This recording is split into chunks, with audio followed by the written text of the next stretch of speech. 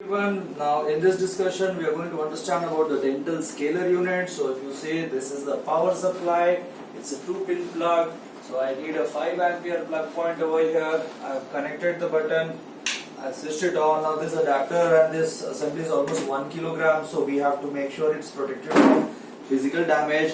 Now this unit totally is around 800 grams only, so it's not very heavy. So this wire is for the power supply adapter. It needs a regular 230 volts. It needs 50 to 60 hertz and 150 ampere of current. Okay, and now this one is specially a foot paddle. This is needed, foot operated. This is a foot operated machine, so you need to keep this now for easy display. I've kept it over here. Now this unit over here is specially for the water supply. And this, if you see, I have attached it to a normal saline bottle. Now they have given provision like this, and I would strongly recommend you use a normal saline, because this is sterile, this is clean, this goes inside the machine, so the spare parts are going to be even better. Now we have this as our dental scaler. This is our probe. This is attached to the machine, and now this is the key. If you see, I have 5 different probes over here. Okay, so depending upon whether I want to, now the tips are in various diameter and they have a different vibrating capacity. One vibrates up to 1 millimeter on either side, one doesn't vibrate, so one goes little superficial, one goes a little deeper, and one is even for little deep, and it has specifications especially for endodontics, periodontics, and for scaling. So and there are numbers over here, so we have to follow the guideline. Now this is the key over here. If you see how this works, is this has to go like this, and then you turn it into anti-clockwise direction like this, and you can change your probes. And just for the sake of demonstration, I'm going to put it back on. And this is how it has to be put. Okay, like this. Then I put it over here. Okay, then I tighten it. Okay, now when I switch on the button, this is the indicator light over here, so it tells me that there is power. You have to hold it like a pencil. Now it's going to vibrate. Now the vibrating frequency of this is 30 kilohertz. That's how kHz, that is the frequency, plus or minus 3 kHz.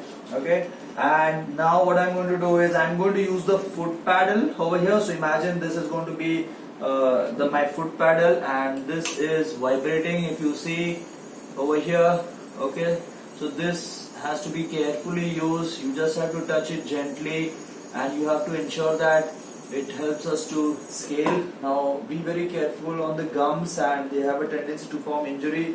Now just for the sake of demonstration, what I'll do is I'll get this closer.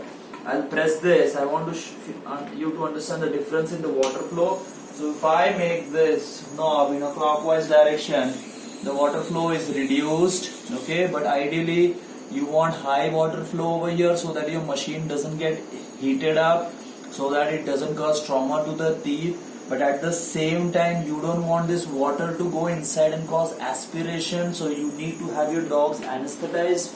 You need to have the cuff inflated sometimes. You might have to keep some sterile gauze inside, and remember to remove it out, so that the patient doesn't get aspirated with all these contents. Or alternatively, you might need a suction equipment. Another thing, there is a frequency option over here. Okay, minimum and maximum from a setting of 1 to up to 9 over here. So now this helps me to improve. Now if you see the probe over there, so this is on maximum, this is on minimum.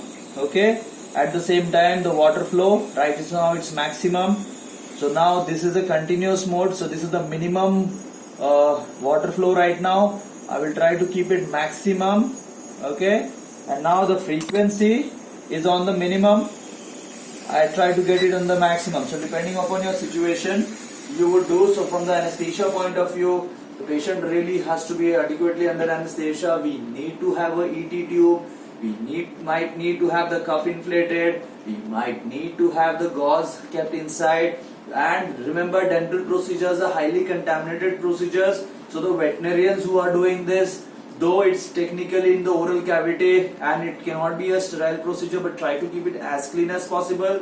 An important thing for the veterinarian is to make sure you have your cap, mask, I would insist on glasses also, and a proper scrub, so that because you're going to be very close, there's going to be a lot of bacteria and you don't want to be carrier of resistant organisms and you don't want to expose yourself to that. That's not going to be good for you. So please remember, this is about now this equipment is the woodpecker equipment, and try to keep some basic toolkits with you, because there is a fuse inside which might go after regular use, and you should be in a position to at least fix the machine, at least the basics, or at least identify the problem, and if the problem is severe then you can call the technician.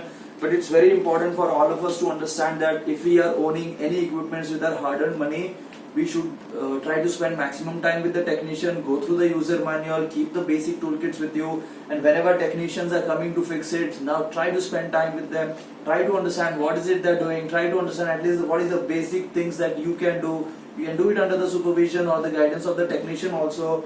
But remember, technicians are not so easy to find, and we all have to be aware of how to take care of our equipment so that we are able to use them for a long time.